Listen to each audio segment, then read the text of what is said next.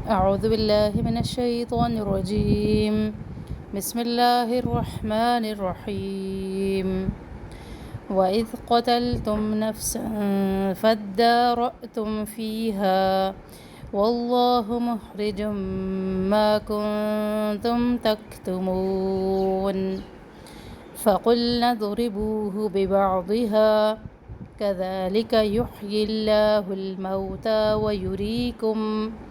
ويريكم آياته لعلكم تعقلون ثم قست قلوبكم من بعد ذلك فهي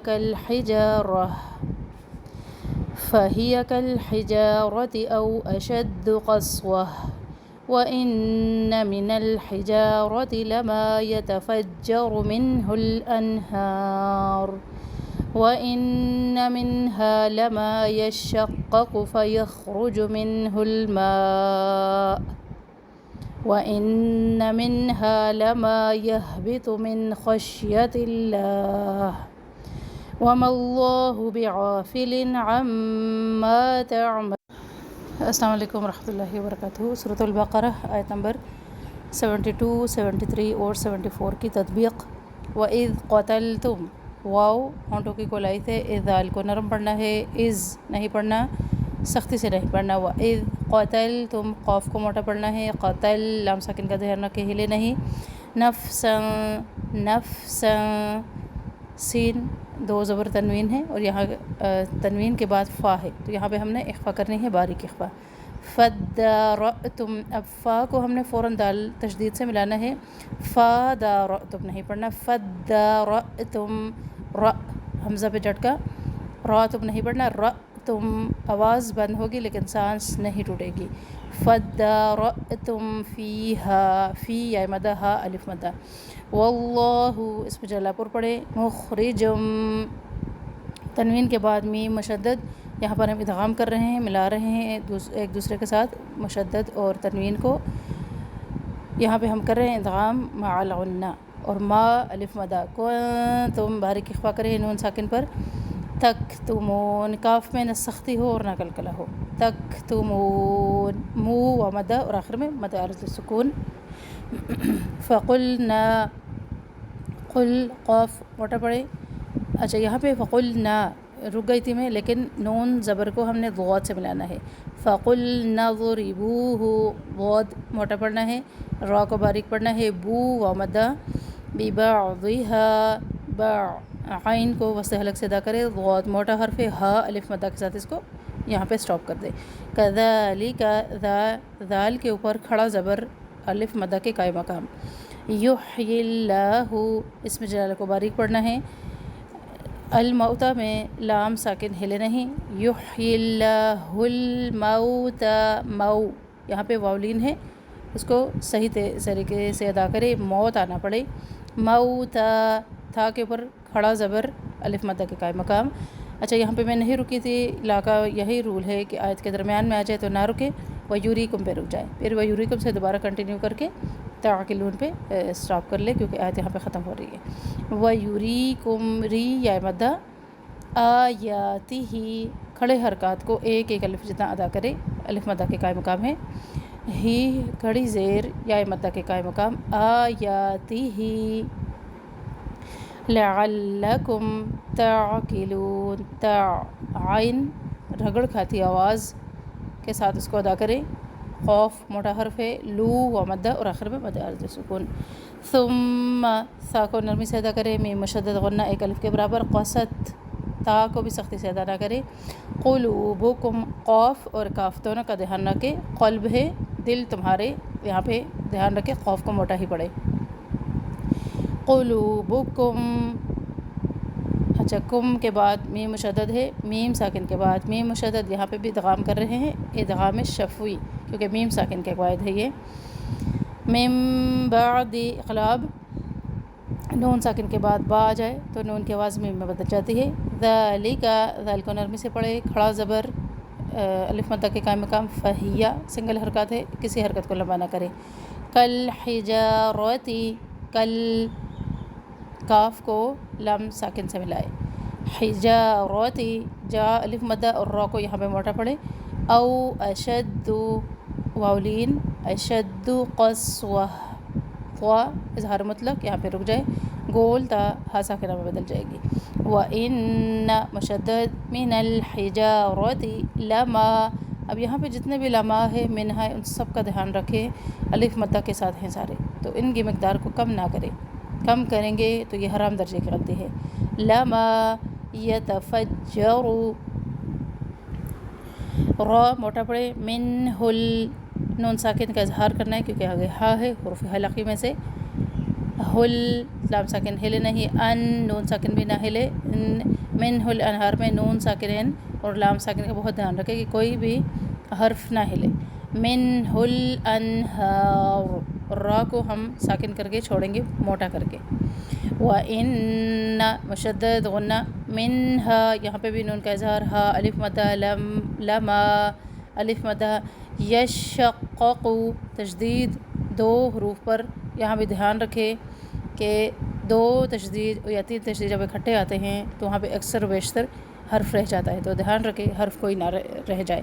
یشقق یا کو شین سے ملانا ہے، شین کو بھی دوبارہ قاف سے ملانا ہے، اور قاف کو زبر کے ساتھ اور پھر دوسرا قاف پیش کے ساتھ ہے، یشقق فیخرج، خا میں بہت زیادہ خرخراہٹ نہ ہو، منہ الماء، حمزہ پہ آواز چھوڑ دینی ہے، نون ساکن کا اظہار، مد ہے یہاں پہ مد متصل جڑا ہوا مد ہے کیونکہ حمزہ اسی کلمے میں ہے، ماء، وَإِنَّ مشدد منہا اظہار کرے، لما الف مدہ، یہبط تو کو موٹا پڑے، ہا ساکن کا بھی دھیان رکھے یہ ہلے نہیں، من یہاں پہ بھی نون کا اظہار کرے، خشیت اللہ، اس میں جالہ کو باریک پڑے کیونکہ اس میں جالہ کے لام سے پہلے تاکہ نیچے زیر ہے، وَمَا اللَّهُ، اب یہاں پہ اس میں جالہ کو پر پڑھنا ہے، بِغَافِلٍ، غائن موٹے حروف میں سے ہے، پر کر کے اس کو ادا کرے، بِغَافِلٍ نہ پڑے،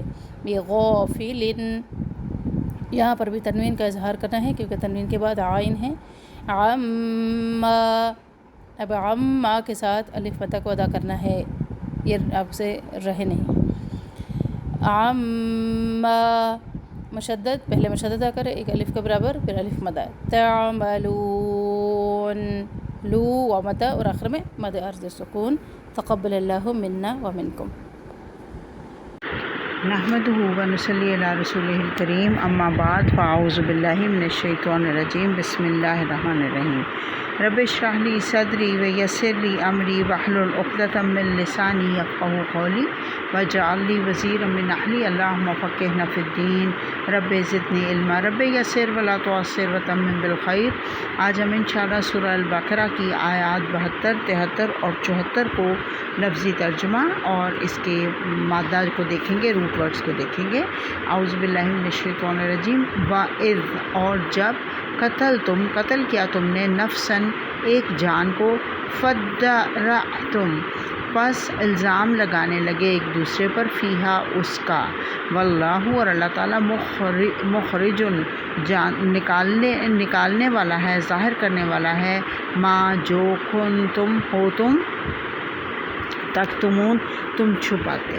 اس میں روٹ ورڈز ہیں فَادَّرَأْتُمْ، فَادَّرَأْتُمْ، اس کا روٹ ہے دال را حمزہ، اور اس کا مطلب ہوتا ہے اختلاف کیا تم نے، ہٹانا، زور سے دھکیلنا، کسی کو پوری قوت سے دور کر دینا۔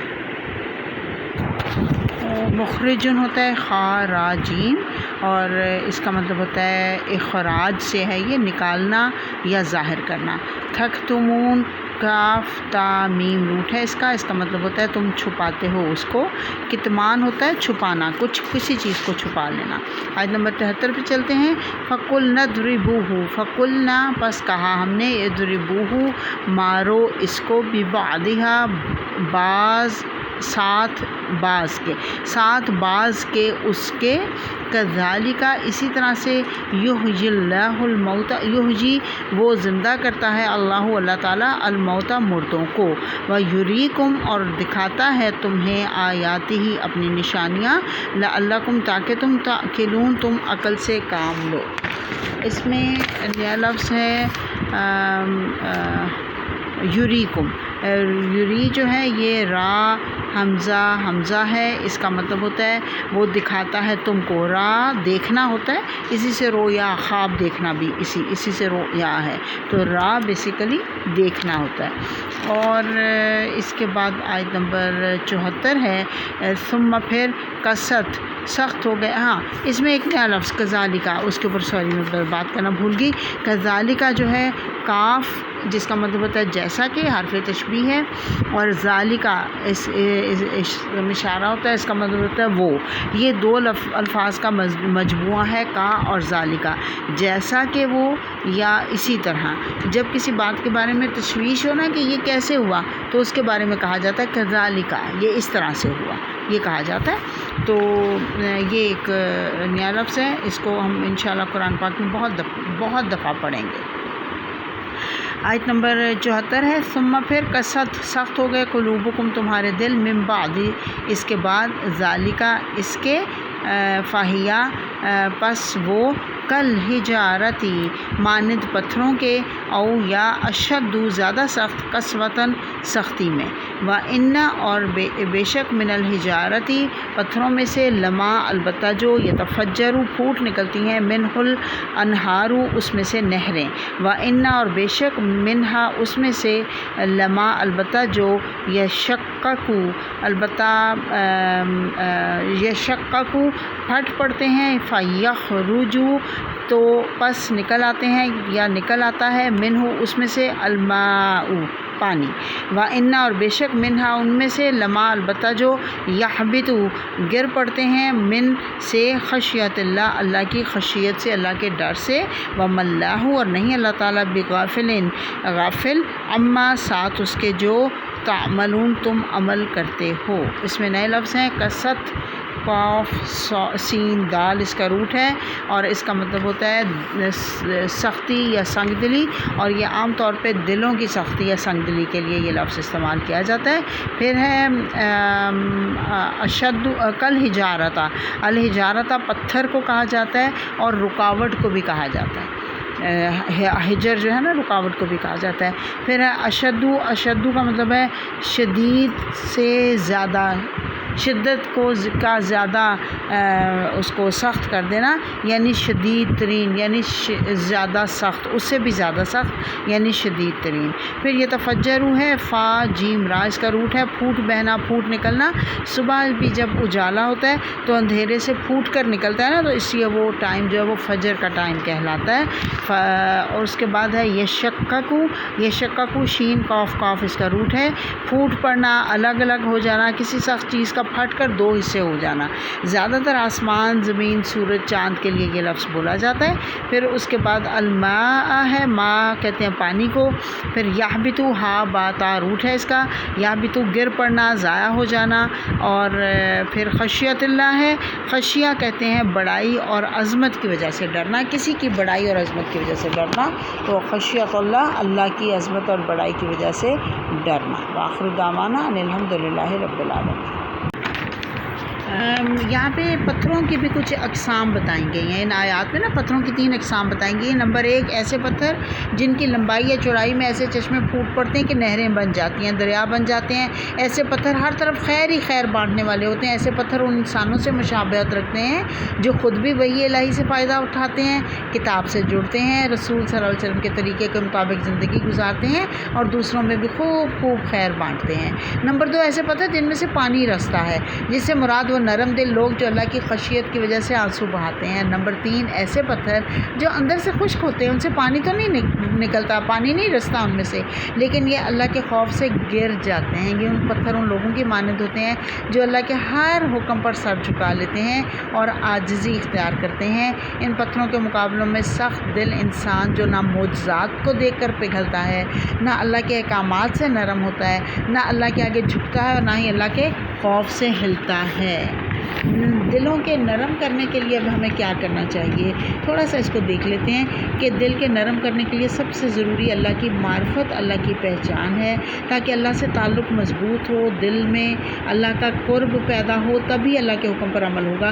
دلوں کو نرم کرنے کے لیے اللہ اور رسول صلی اللہ علیہ وسلم کے طریقوں پر چلنا ہوگا، دینی مجالس سے جڑنا ہوگا، اچھی صحبت اختیار کرنی ہوگی، قرآن اور سنت سے تزکیہ نفس کرنا ہوگا، اپنی اصلاح کرنی ہوگی، اور غریبوں کا، یتیموں کا درد محسوس کرنا اور ان کا خیال رکھنا ہوگا، بیماروں کی تیمارداری کرنی ہوگی، صلہ رحمی کرنا ہوگا، رشتہ داروں کا خیال کرنا ہوگا، صدقہ اور خیرات کرنا ہوگا، اور دن میں 70 بار قبر کو یاد کرنا ہوگا، جو حضور صلی اللہ علیہ وسلم خود بھی فرماتے تھے۔ اللہ تعالیٰ مجھے اور آپ کو توفیق دے، موت اور آخرت کو کبھی نہیں بھولنا ہوگا۔ دیکھیے یہاں پر دلوں کی سختی کو پتھروں کی سختی سے تشبیہ دی گئی ہے، حالانکہ لوہا تو پتھروں سے بھی زیادہ سخت ہوتا ہے، اس کی مثال کیوں نہیں دی گئی؟ غور کریں کیوں؟ کیونکہ لوہا آگ میں پگھل جاتا ہے جبکہ پتھر نہیں پگھلتا۔ اسی طرح دل انسان کا دل کبھی نہیں پگھلتا، ہوتا تو دل ہے لیکن پتھروں کی طرح ہوتا ہے، ٹوٹتا نہیں، پتھر ٹوٹ جاتے ہیں۔ اسی طرح جب انسان کا دل وحی الہی سے اور کائنات میں موجود جو اللہ کی نشانیاں نا، ان کو دیکھ کر بھی نہیں پگھلتا، نہیں جھکتا، حق کو نہیں مانتا، اپنی اصلاح نہیں کرتا، پھر اللہ ان کو توڑ دیتا ہے۔ کیسے؟ ان پر آزمائشیں آتی ہیں اور عذاب آتے ہیں، کوئی بہت بڑا حادثہ، کسی بہت پیارے کی موت ان کے دل کو توڑتی ہے۔ خوش قسمت ہیں وہ لوگ جو آزمائشوں کا انتظار نہیں کرتے، بلکہ ان کے آنے سے پہلے ہی ان کے دل پگھل جاتے ہیں، نرم ہو جاتے ہیں، قرآن اور حدیث کو پڑھتے ہیں، سیکھتے ہیں، اپنی اصلاح کرتے ہیں، کیونکہ یہ تزکیہ نفس کے لیے اللہ نے بھیجی ہیں۔ بہتے دریا اور چشموں کی طرح خود کو بھی خیر پہنچاتے ہیں اور دوسروں میں بھی خیر بانٹتے ہیں، ہر ایک کے لیے نفع مند ثابت ہو جاتے ہیں، حادثوں کا اور آزمائشوں کا انتظار نہیں کرتے رہتے۔ تو بہرحال اللہ آخر میں فرما رہا ہے کہ تم جو بھی عمل کرتے ہو اللہ تعالیٰ ان سے غافل نہیں، کیونکہ دلوں کا سخت ہونا اعمال کی وجہ سے ہوتا ہے، کرتوت کی وجہ سے ہوتا ہے۔ جب انسان منمانی کرتا ہے، اللہ کے احکامات سیکھنے کی کوشش نہیں کرتا کہ کہیں عمل نہ کرنا پڑے، تو اس کی سوچ، اس کی صلاحیت، اس کا وقت، سب کچھ دنیا کے فائدوں کو زیادہ سے زیادہ سمیٹنے میں لگ جاتا ہے۔ حق پانے کی صلاحیت روز بروز کمزور ہوتی جاتی ہے، دل سخت ہوتے جاتے ہیں اور دل کی سختی بڑھتی چلے جاتی ہے۔ اللہ اسے حق پانے کی صلاحیت چھین لیتا ہے۔ اللہ ظلم نہیں کرتا، بلکہ وہ خود ایک ایک کر کے سارے دروازے بند کرتا ہے۔ اللہ نے مرضی اور اختیار دے کر انسان کو دنیا میں بھیجا تھا نا، وہ اپنے اندر اگر طلب رکھتا، شوق رکھتا، کوشش کرتا، تو اللہ سارے دروازے کھول دیتا، کیونکہ اللہ تعالیٰ کوشش اور شوق اور طلب دیکھتا ہے، اور پھر اس کے بعد اللہ فرما رہا ہے نا وَمَا اللَّهُ بِغَافِلٍ عَمَّا تَعْمَلُونَ، اللہ سبحانہ وتعالیٰ اس کی نیت، اس کی کوشش دیکھ کر پھر اس کو اس کے عمل اس سے نوازتا ہے، اپنی نعمت سے نوازتا ہے۔ لیکن جو لوگ دنیا کی کوششوں میں لگے ہوتے ہیں، آخرت میں ان کا کوئی حصہ نہیں ہوتا، کیونکہ انہوں نے آخرت کے لیے کوئی ایفرٹ ہی نہیں لگائی ہوتی۔ تو اللہ فرما رہا ہے میں تمہارے عملوں سے غافل نہیں۔ افسوس انسان غافل ہے، انسان غفلت کی زندگی گزار ہے، اپنی زندگی کے مقصد کو نہیں پہچانتا۔ غفلت بہت بری بیماری ہے، غفلت سے اچھا اور بڑا کام تو دور کی بات، کوئی معمولی کام بھی نہیں ہو سکتا۔ حتیٰ کہ آپ دیکھیے گناہ کا کام بھی غفلت سے نہیں ہوتا۔ کوئی چور غفلت کے ساتھ چوری نہیں کرتا نا، بہت محتاط ہو کر یہ کام کرتا ہے۔ غفلت سے دنیا کی کوئی چیز نہیں ملتی، غفلت سے جنت کیسے مل جائے گی؟ انسان غفلت کی زندگی گزار کے جائے گا تو اس کو کچھ نہیں ملے گا۔ تو کوشش کرنی ہے ہم نے کہ ہم جستجو کریں، کوشش کریں، طلب کریں، محنت کریں آخرت پانے کی۔ وآخر دعوانا ان الحمد للہ رب العالمین۔ اللہم آنس وحشتی فی قبری، اللہم ارحمنا بالقرآن العظیم واجعلہ لی اماما ونورا وہدی ورحمہ، اللہم ذکرنا منہ ما نسیت وعلمنا منہ ما جہلت وارزقنا تلاوتہ آناء اللیل وآناء النہار واجعلہ لی حجۃ یا رب العالمین۔ سبحان ربک رب العزت عما یصفون وسلام علی المرسلین والحمد للہ رب العالمین۔